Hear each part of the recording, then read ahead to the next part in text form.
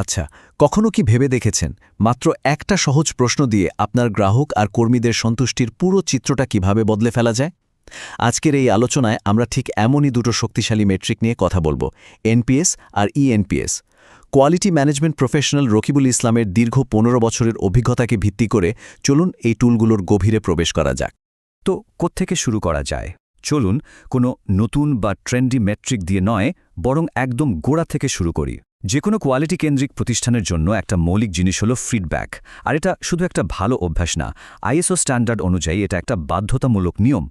দেখুন, স্ক্রিনে যে লাইনটা দেখা যাচ্ছে, এটা কিন্তু কোনো হালকা পরামর্শ না, বুঝলেন? এটা বিশ্বের অন্যতম সম্মানিত একটি কোয়ালিটি স্ট্যান্ডার্ডের দেওয়া সুস্পষ্ট নির্দেশ। এখানে বলাই আছে যে ল্যাবগুলোকে অবশ্যই গ্রাহকদের ভালো মন্দ সব ধরনের ফিডব্যাক নিতে হবে, বিশ্লেষণ করতে হবে এবং সেই অনুযায়ী নিজেদের উন্নতি করতে হবে। আর এ কারণেই ফিডব্যাককে বলা হয় ক্রমাগত উন্নতির মূল ভিত্তি। আর ব্যাপারটা যে শুধু এখানেই শেষ তা কিন্তু না।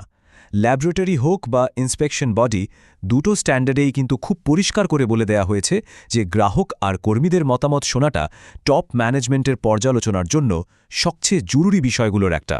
তাহলে প্রশ্ন হলো, ফিডব্যাক তো নিতেই হবে, কিন্তু সবচেয়ে কার্যকর উপায়টা কি? চলুন এই সমস্যার জন্য একটা খুব সহজ কিন্তু দারুণ শক্তিশালী টুলের কথা জেনে নেওয়া যাক। এর নাম হল নেট প্রমোটার স্কোর বা এনপিএস। এর গল্পটা শুরু হয়েছিল ২০০৩ সালে হার্ভার্ড বিজনেস রিভিউতে প্রকাশিত একটা গবেষণা থেকে। এটিকে ডিজাইনই করা হয়েছে গ্রাহকের মনের কথা জানার একটা সহজ, স্মার্ট আর একদম সরাসরি উপায় হিসেবে। ব্যাপারটা দেখতে খুব সহজ মনে হচ্ছে, তাই না? আর এটাই এর সবচেয়ে বড় শক্তি। মাত্র একটা প্রশ্নের উত্তরের উপর ভিত্তি করে আপনার সব গ্রাহক এই ৩টে গ্রুপের যে কোনো একটায় ভাগ হয়ে যাবে। যারা একদমই খুশি না তারা হলো ডিট্র্যাক্টর, যারা মোটামুটি সন্তুষ্ট কিন্তু খুব বেশি উচ্ছ্বসিত না তারা প্যাসিভ, আর যারা আপনার একনিষ্ঠ ভক্ত তারাই হলো প্রমোটার। এই ক্যাটেগরিগুলো তো বোঝা গেল, কিন্তু এই রেটিংগুলো থেকে আসল স্কোরটা বের করব কিভাবে? চলুন এবার সেটাই দেখি। হ্যাঁ, আসল প্রশ্ন তো এটাই, স্কোরটা হিসেব করা হয় কিভাবে? এর হিসেবটা কিন্তু খুবই সোজাসাপটা। এখানে ফোকাসটা থাকে দুটো চরম প্রান্তের গ্রাহকদের ওপর, মানে যারা সবচেয়ে খুশি আর যারা সবচেয়ে অখুশি। এই ছবিটা দেখলেই পুরো ব্যাপারটা পরিষ্কার হয়ে যাবে। আপনার ফাইনাল স্কোর বের করার জন্য ওই যে প্যাসিভ গ্রুপটা ছিল, মানে যারা ৭ বা ৮ দিয়েছে, তাদের পুরোপুরি বাদ দিয়ে দেওয়া হয়। শুধুমাত্র প্রমোটারদের শতকরা হার থেকে ডিট্র্যাক্টরদের শতকরা হার বিয়োগ করলেই এনপিএস স্কোরটা পাওয়া যায়। চলুন একটা ছোট্ট উদাহরণ দেখা যাক। ধরুন মোট ১০০ জন উত্তর দিয়েছেন। এর মধ্যে ৬০ জন মানে ৬০% হল প্রমোটার, আর ২০ জন মানে ২০% হল ডিট্র্যাক্টর। তাহলে এনপিএস স্কোর হবে খুবই সহজ। ৬০ থেকে ২০ বাদ দিলে যা থাকে, অর্থাৎ ৪০। তো আমাদের উদাহরণে স্কোর হলো ৪০। এই ৪০ মানে কি, ভালো নাকি খারাপ? এনপিএস স্কোর -100 থেকে +100 পর্যন্ত হতে পারে। সাধারণত ৫০-এর বেশি স্কোরকে চমৎকার ধরা হয়। ০ থেকে ৫০-এর মধ্যে থাকলে ভালো, আর স্কোর যদি ০-এর নিচে নেমে যায় তাহলে বুঝতে হবে উন্নতির অনেক জায়গা আছে। আমাদের ৪০ স্কোরটা গুড বা ভালো ক্যাটেগরিতে পড়ছে। ডেটা জোগাড় করার কিন্তু অনেকগুলো সহজ উপায় আছে। যেমন ধরুন চটজলদি ১ মিনিটের একটা ফোন কল, অথবা সার্ভে ম্যাঙ্কি বা গুগল ফর্মের মতো অনলাইন সার্ভে। এমনকি রিসেপশনে একটা কিউআর কোড রেখে বা প্রিন্ট করা ফর্মেও এই ফিডব্যাক নেওয়া যায়। এটা এতটাই সহজ যে বিভিন্ন ব্যবসার জন্য খুবই কাজের একটা টুল। ফোন কলের ব্যাপারটা যদি একটু ভেঙে বলি, খুবই সহজ কয়েকটা ধাপ। প্রথমে নিজের পরিচয় দিয়ে বলতে হবে কেন ফোন করা হয়েছে, তারপর মূল প্রশ্নটা করতে হবে। এরপর যে স্কোরটা পাওয়া গেল তার কারণটা জানতে চাওয়াটা খুব জরুরি। সবশেষে গ্রাহককে তার মতামতের জন্য ধন্যবাদ জানিয়ে কলটা শেষ করতে হবে।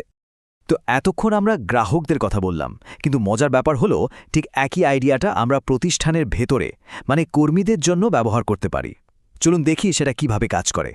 আর এটারই নাম হলো ইএনপিএস বা এমপ্লয়ি নেট প্রমোটার স্কোর। এখানেও একটাই প্রশ্ন, কিন্তু প্রশ্নটা একটু ভিন্ন। কর্মীদের জিজ্ঞেস করা হয়, আপনি আপনার বন্ধু বা পরিচিত কাউকে আমাদের কোম্পানিতে কাজ করার জন্য কতটা সুপারিশ করবেন? দেখুন, দুটোর মধ্যে মিলটা কিন্তু একদম পরিষ্কার। যারা এনপিএস বুঝে গেছেন তাদের জন্য ইএনপিএস বোঝাটা মানে বলতে গেলে কোনো ব্যাপারই না। প্রশ্ন আর হিসাবের পদ্ধতি প্রায় একই, শুধু প্রেক্ষাপটটা আলাদা, একটা গ্রাহকদের জন্য আর একটা কর্মীদের জন্য। সুতরাং সবচেয়ে গুরুত্বপূর্ণ পয়েন্ট হল, এখানেও কিন্তু হিসাবটা একদম একই, প্রমোটারদের পার্সেন্টেজ থেকে ডিট্র্যাক্টরদের পার্সেন্টেজ বাদ দেওয়া। এর ফলে একটা কোম্পানি তার ভেতরের এবং বাইরের দুই দিকের সেন্টিমেন্ট মাপার জন্য একটা ধারাবাহিক উপায় পেয়ে যায়। কিন্তু প্রশ্ন হল, প্রতিষ্ঠানের ভেতরের এই স্কোরটা জানা এত জরুরি কেন? কারণ প্রতিষ্ঠানের ভেতরের স্বাস্থ্যটা বাইরের সাফল্যের সঙ্গে ওতপ্রোতভাবে জড়িত। একটা ভালো ইএনপিএস স্কোর আসলে অনেক কিছুর জানান দেয়। এটা কর্মীদের মনোবল কেমন আছে তা দেখায়। এইচআর বিভাগ কাজের চাপ, লিডারশিপ বা সংস্কৃতির মতো সমস্যাগুলো আগে থেকেই ধরতে পারে। এর ফলে ভালো কর্মীদের ধরে রাখা সহজ হয় এবং কর্মী ছাঁটাইয়ের খরচও কমে। আসলে দিন শেষে কথাটা খুবই সহজ, কর্মীরা খুশি থাকলে গ্রাহকরাও খুশি থাকেন। এনপিএস এবং ইএনপিএস হলো একই মুদ্রার এপিঠোপিঠ। এই দুটো আমাদের দেখায় যে গ্রাহকদের মধ্যে প্রমোটার তৈরি করার সবচেয়ে ভালো পথ হল আগে কর্মীদের প্রমোটার হিসেবে তৈরি করা। আচ্ছা, এই নীতির উপর ভিত্তি করে যে কোনো প্রতিষ্ঠানে উন্নতির জন্য প্রথম পদক্ষেপটা কি হতে পারে?